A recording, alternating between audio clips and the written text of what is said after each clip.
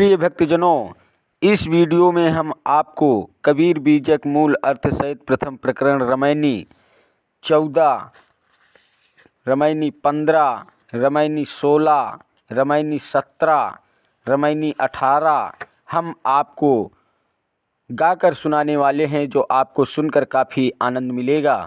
Video के last date तक ज़रूर बने रहिएगा ताकि आपको सारी जानकारी सही तरीके से मिल सके, और बेल वाली घंटी दबाना मत भूलें ताकि आपको सारी नोटिफिकेशन हमेशा मिलती रहे। तो प्रिय भक्तों, सुनिएगा। बड़ सो पापी आहि गुमानी, अपाखंड रूप छल्यो नर जानी। बावन रूप छल्यो बलि राजा, ब्राह्मण कीन कौन को काजा। ब्राह्मण ही सब कीन्ही चोरी, ब्राह्मण ही को लागन खोरी। ब्राह्मण कीन्हो वेद पुराना, कैसे हूँ कै मोहि मानुष जाना। एक से ब्रह्म है पंथ चलाया, एक से हंस गोपाल ही गाया। एक से शंभु पंथ चलाया, एक से भूत प्रेत मन लाया। एक से पूजा जैन बिचारा, एक से निहुरी निमाज गुजारा। कोई काहू का हटा न माना, झूठा खसम कबीर न जाना। तन मन भज रहु मोरे भक्ता, सत्य कबीर सत्य है वक्ता। आप ही देव आप है पाती, आपहु कुल आपू है जाति। सर्वभूत संसार निवासी, आप ही खसम आप सुखवासी। कहिवत मोहि भयहु युग चारी, काके आगे कहो पुकारी। कबीरदास जी कहते हैं कि वो सबसे बड़ा पापी है जो अपने आप को जन्म से ही पवित्र मानकर अभिमान करता है। ऐसे लोग अपनी पाखंडी छवि बनाकर जनमानस को छलते हैं। एक ब्राह्मण ने तो अपना मानव रूप बनाकर सरल हृदय और धर्मात्मा बलि को छला था। अतएव अली छली ब्राह्मणों ने किसका कल्याण किया?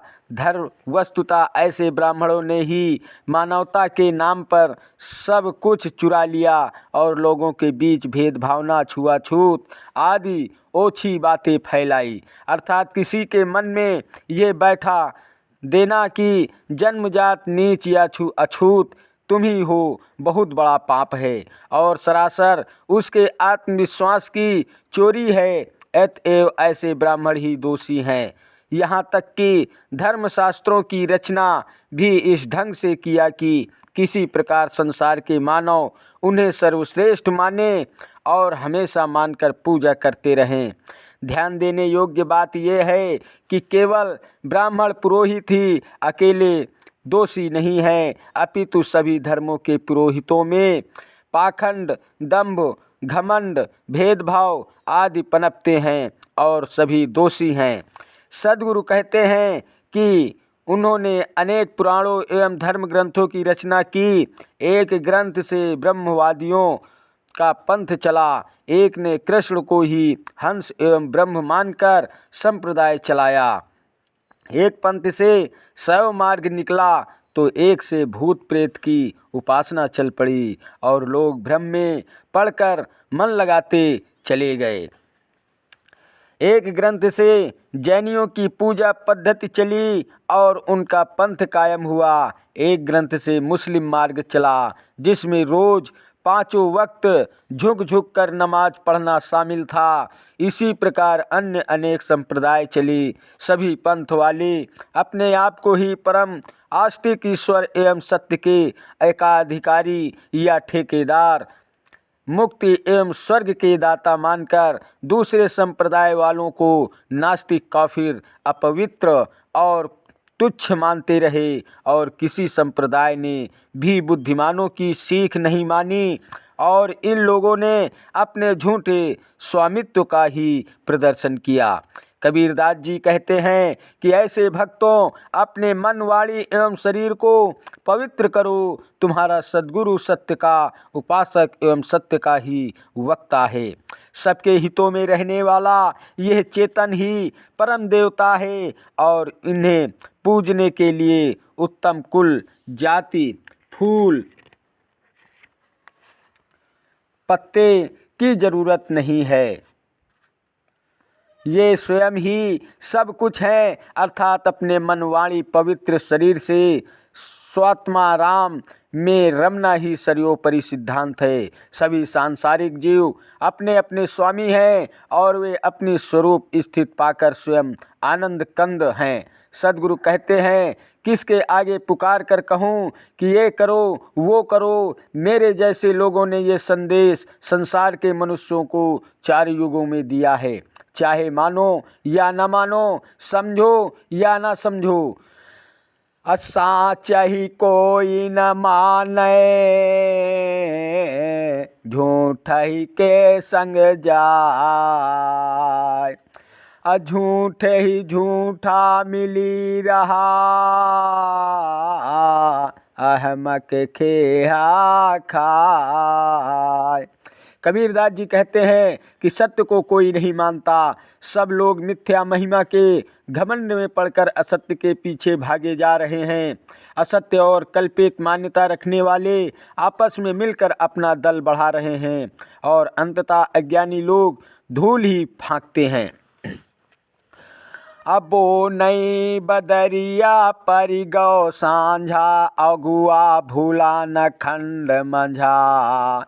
अपिया अंते धन अंते रही, चौपरी कामरी माथे गहही। सद्गुरु कहते हैं कि मनुष्य के हृदयाकाश में अज्ञान के बादल झुक गए हैं और उसका अंतःकरण घोर अंधकार से ढक गया है। धर्म संप्रदायों के अगुआ एवं गुरु लोग अनेक धर्मशास्त्र रूपी जंगल में स्वयं भटक गए हैं। वे अज्ञानता वंश परमात्मा को अंतरात्मा से अलग मानकर बाह्य जीवन अर्थात बाल्यावस्था, कौमार्यावस्था, युवावस्था और वृद्धावस्था वाले शरीर रूपी कंबल को अथवा वासना रूपी चतुष्टय अंतःकरण को ढोते रहते हैं। अफुलवा भार न ले सके, कै सखी अन सो रोय। अज्यों जो भी जय कामरी, त्यों त्यों भारी होय। मनुष्य वृद्धावस्था आने पर इतना शिथिल या जर्जर हो जाता है कि उसमें फूल का भार भी नहीं उठाया जाता और रो रो कर कहता है कि जैसे जैसे कंबल भीगता है वैसे वैसे वो वजनदार होता जाता है, अर्थात उत्तरोत्तर कायाकल्प को हो जाती है। चलते चलते अति चरण पिराना, हारि परै तहाँ अतिरेप सयाना। अगड़ गंधर्व मुनि अंत न पाया, हरियलोप जगे धंधे लाया। अगहनी बंधन बाण न सूझा, था कि परे तहाँ कियऊ न बूझा। भोली परे जिय अधिक डेराई, रजनी अंधकूप होई आई। अमाया मोह उहाँ भरपूरी, दादुर दामिनी पवन अपूरी। बरसै तपय अखंडित धारा, रैन भयावन कछु नया धारा। कबीरदास जी कहते हैं कि परमात्मा को अंतरात्मा से पृथक मानकर उसी की खोज में भटकते भटकते मनुष्य का शरीर जीर्ण हो जाता है, परंतु वो अर्थात परमात्मा नहीं मिलता। बड़े बड़े ज्ञानी भी उसकी तलाश में भटकते हुए हताश होकर बैठ जाते हैं। मुनि और गंधर्व भी उसका रहस्य नहीं समझ सके और परमात्मा को अपने से दूर और गायब समझकर उसी की खोज के धंधे में पड़े रहे। अपना प्राप्तव्य अपने से अलग तथा देश और काल की दूरी में समझना मानो अपने लिए गहन बंधन है। ऐसे लोगों को कल्याण पंथ भी नहीं सूझता, अर्थात कुछ नहीं सूझता।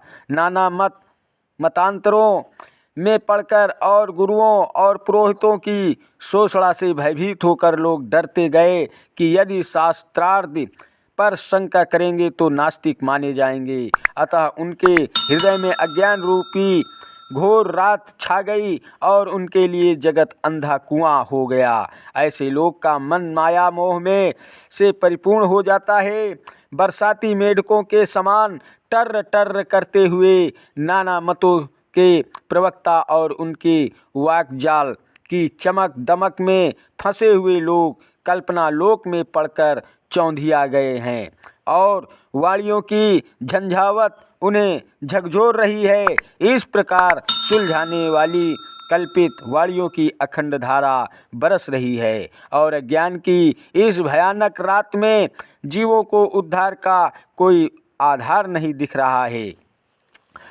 सबे लोग जहड़ारिया अंधा जबे भुलान, कहाँ कोई ना माने सब एक माही समान। कबीरदास जी कहते हैं कि लोग विवेक शून्य हो गए हैं, इसलिए वे आत्मस्वरूप को भूल गए हैं और अपनी महात्मा को खो चुके हैं। कोई सच्ची बात नहीं मान रहे हैं एवं सब एक ही अंधविश्वास रूपी सागर में समा गए हैं। जैसे जीव आप मिले ऐसे कोई, बहुत धर्म सुख हृदय होई। जासु बात राम की कहीं, प्रीत न काहू सो निर्बही। ये कै भाव सकल जग देखी, बाहर परे तो होए विवेकी। विषय मोह के फंद छुड़ाई, तहाँ जाए जहाँ काट कसाई। आहे कसाई छुरी हाथा, कैसहू आवे काटो माथा। मानुष बड़ा बड़ा होए आया, एक पंडित सबे पढ़ाया।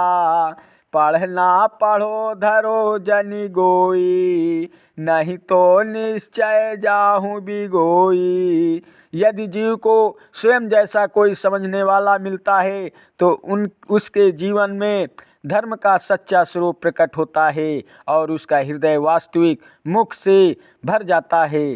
तात्पर्य यह है कि जैसे गुरु का बोधपूर्ण सच्चा व सरल हृदय होता है, यदि वैसा ही हृदय सहृदय जिज्ञासु शिष्य मिलने पर दोनों के सत्संग से धर्म की अत्यंत वृद्धि होती है और वही आंतरिक या आध्यात्मिक सुख प्राप्त करते हैं। सद्गुरु जी कहते हैं कि जिसे भी माने मैंने राम तत्व की शिक्षा दी या निज स्वरूप की वास्तविकता बताई, उसे किसी ने समर्पित भावना से प्रेम निर्वाह नहीं किया और फालतू समझा।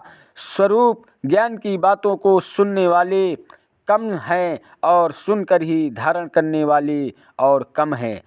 दुख इस बात का है कि संसार के सारे लोग अज्ञान की एक ही धारा में बहते हैं, परंतु जो इससे बाहर हो जाता है वही विवेकी अर्थात ज्ञानी है। संसारिकता के राग और भय से ऊपर उठा व्यक्ति ही तो हंस है, बल्कि परम हंस है। कुछ तो ऐसे भी सच्चे दिल के साधक हैं जो विषय मोह की फांसी को काटकर और संसारिकता से भागकर भी बाहर जाकर ऐसे गुरु के चक्कर में पड़ जाते हैं जो उनके विवेक का वध कर देते हैं, अर्थात कसाई जैसा वर्ताव करते हैं। ऐसे अनेकों कसाई तैयार बैठे हैं जिनके हाथों में अविवेक की छुरी है और वे सदैव इसी ताक में रहते हैं कि कोई आ जाए तो उसके विवेक का वध कर दूं। संसार में बहुत बड़े बड़े लोग हुए, परंतु उन्हें एक जैसी शिक्षा मिली जो स्थूलकाय और स्वरूप ज्ञान से दूर हैं। इसलिए ये लोग भी आत्मचिंतक न होकर परोक्ष उपासक ही बने रहे। गुरुजनों से पढ़ना लिखना अच्छी बात है और शास्त्रों को भी पढ़ो, उपदेशों मंत्रों आदि का मनन करो, जप करो, परंतु उनकी परख करने के बाद अर्थात गुरु की पहचान अत्यावश्यक है, अन्यथा अंधानुकरण करते रहने से अनंतोगत्वा पतित ही हो जाओगे। असुमिरण करहूँ राम का, छाड़हूँ दुख की आयास, तरे ऊपर धय चापी है, जस कोल्हू कोटि पिचास। कबीरदास जी कहते हैं कि सदैव आत्मा रूपी राम का स्मरण करो और इन दुखदायी विषय भोगों की आशा छोड़ दो, अन्यथा कोल्हू में पड़े हुए धान के समान 50 फेरे तक पिसते रहोगे। अर्थात जैसे कोल्हू के अनाज की पेराई होती है, वही दशा वासनाओं के कोल्हू में पिसकर तुम्हारी भी होगी। अतः समय रहते चेतो। अवध बुध पंथ वरणी नहीं जाई, भूले राम भूल दुनियाई, जो चेतहूँ सो चेतहूँ रे भाई, नहीं तो जीव यम ले जाई। अशब्द न माने कथय ज्ञाना, तातय अम दियो है थाना, असंशय सावज बसै शरीरा, तिन खायो अनबोध हीरा।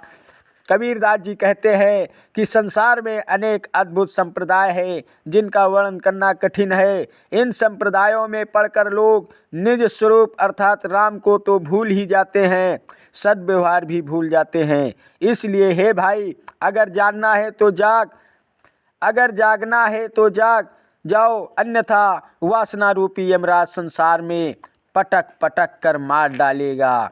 लोग वास्तविक ज्ञान को नहीं मानते, बल्कि परंपरागत शास्त्रों एवं सुनी सुनाई बातों का ज्ञान ही प्रचारित करते रहते हैं, अर्थात लकीर के फकीर ही बने रहते हैं। इसलिए उनका मन अज्ञान एवं वासना रूपी यम का घर बन गया है। सद्गुरु कहते हैं कि मनुष्य के हृदय में जो संशय रूपी पशु रहता है, उसी ने अखंड हीरा रूपी जीव को भ्रम में डालकर पथ भ्रष्ट कर दिया है। तात्पर्य यह है कि सबसे पहले अपने अंदर के विकार को दूर करो। असंशय सावज शरीर में, असंग ही खेले जुआर, ऐसा घायल बापुरा, जीव ही मारे झार। मनुष्य के शरीर में जो संशय पशु रहता है, वही जीव के साथ मिलकर सदैव जुआ खेलता है और जीव को जलाकर मार रहा है।